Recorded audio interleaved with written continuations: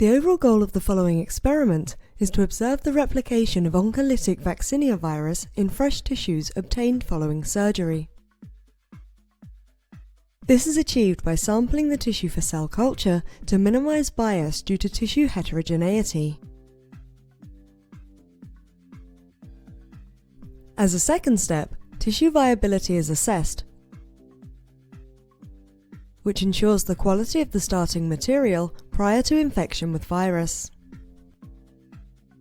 Next, viral transgene expression is monitored and viral titers are determined in order to assess whether the live surgical specimen can support productive vaccinia infection.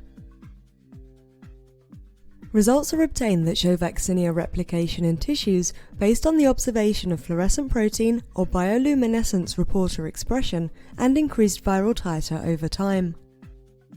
Hi, I'm Jean-Simon Diallo. The implications of this technique extend toward therapy of cancer because they can lead to the identification of patients that may be well suited for treatment using oncolytic viruses. Hi, I'm Naomi. Though this method can provide insight into the infectability of tumor tissues using oncolytic vaccinia virus, it can also be applied to other oncolytic viruses such as vesicular stomatitis virus, and likely other viruses such as herpes simplex virus, adenovirus, and reovirus with minor modifications. Hi, I'm Dominic. Generally, individuals new to this method may struggle because the tissues can be difficult to core reproducibly, and cutting the cores into small and even pieces may be a challenge. Hi, I'm John Bell.